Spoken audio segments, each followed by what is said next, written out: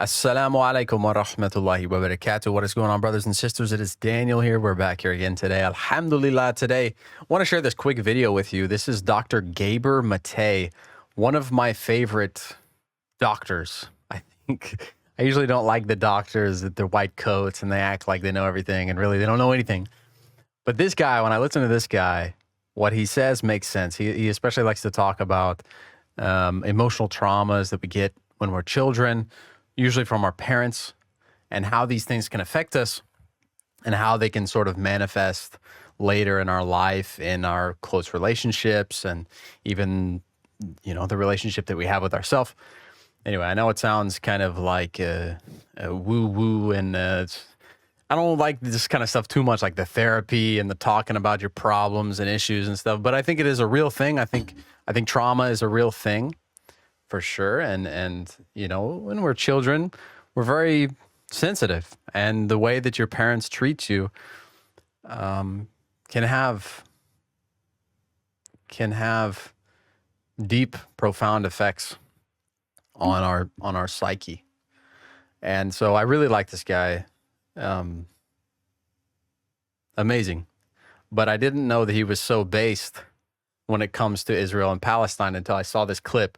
So let's watch this together. Just a short one where he's giving a live talk and then he's getting a question from a Jew or Zionist, really. I'll go back to your lecture, and you talked about compassion of recognition, compassion of understanding, compassion of truth. We are approaching October 7th. Yeah. When the horrible massacre happened in Israel, Yeah. where young children were murdered, burned, babies in ovens. That didn't happen. There were no babies in ovens. Oh yes, they were. No, there weren't. That's been refuted even by the Israelis. Let's agree on. Oh, there was a round of applause there. I don't know why they cut that out. That's amazing. This is in California. This is in California, by the way. It quickly shut down. And even like just kind of his body language. He goes, she mentions October 7th. He goes, yeah. 7th. Yeah. When the horrible massacre happened in Israel. Yeah. Yeah. Yeah. Are you sure? Where young children were murdered, burned, babies in ovens. That didn't happen. There were no babies in ovens. Oh yes, they were. No, there weren't. That's been refuted even by the Israelis. Let's agree on what we do agree on, okay? A horrible massacre happened. People were killed in their homes.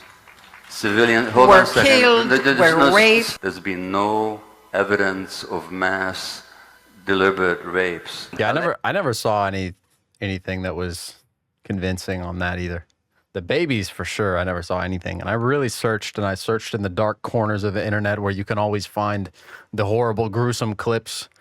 I really looked. I never found any of that stuff. And then the raping as well. I never saw anything super convincing. Nothing super convincing. Let you finish your question. How Go do ahead. I find compassion for these people? Which people? The animals that did that. The animals that did that. How do we have compassion for these animals?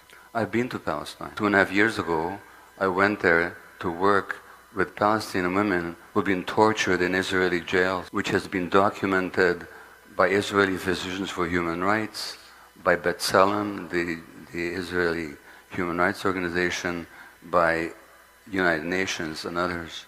Nobody ever talks about the thousands of Palestinians. Did you know that 2 Palestinian doctors were tortured to death recently by Israel? Doctors tortured to death. History did not begin on October the 7th. In Canada, 4 years ago, there was a poll. Now, thousands of children died in those schools. People were tortured, raped, all kinds of stuff. 70% of Canadians knew nothing or little about the residential schools. To what happened to indigenous people. If you do a poll in the United States, until very few years ago, and even now, most people will know nothing about what happened to the indigenous people here. Nothing. The genocide, the torture, the rape, the starvation. They know nothing about it. And in some states in the United States, it's illegal to teach it in the schools. Do you think the average Jew knows anything about the indigenous people of Palestine? These animals that you talk about, the first massacre of Palestinians in Gaza didn't happen last year. Didn't even happen 4 or 5 years ago when they killed hundreds of children with their bombs. It happened in 1956. In 1956, they massacred 200 civilians. Do you know about it? You've never heard of it. Of course you haven't heard of it. That's why you can call them animals. Otherwise, you'd see them like human beings like the rest of us. That place where we call other people animals, if you want to live there, that's your choice. I don't want to live there. I want to understand people. I want to understand what happened to them. I want to know why they behave the way they behave. I'm not into justifying taking civilian hostages. I said that was unjustifiable. Why you didn't hear me, I don't know. I said there were massacres that shouldn't have happened. Why you didn't hear me, I don't know. You know why you didn't hear me? Because you live in a bubble, that's why. Absolutely grilled in an extremely eloquent and an extremely personal way. And not even being rude, not attacking personally, but just being real. It made me a little emotional just listening to that. I've already seen this, but that time I felt tears coming up. It's just crazy. It's just crazy, man. When you think about it, like how people just get dehumanized, and then it's suddenly you can just justify doing anything to these people because they're just not even human in your eyes. It's crazy. And what that must feel like. I don't think I've ever really experienced that. I don't think I have. You know, someone that's the same species as you can just treat you like an animal. It's crazy. And it's heartbreaking. So, you know, God bless Gaber Mate for you know, not just glossing over this and you know, on stage, live, saying the truth, not afraid of any kind of backlash.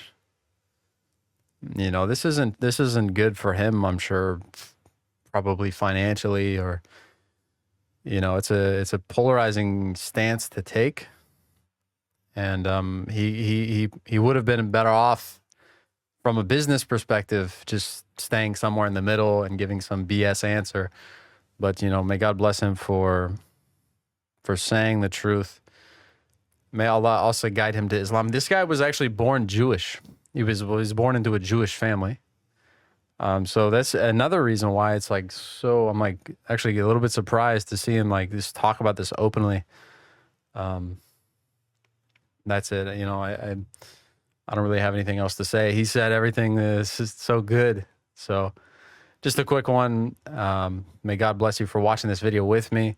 And inshallah, we will see you all in the next one. Assalamu alaikum wa rahmatullahi wa barakatuh.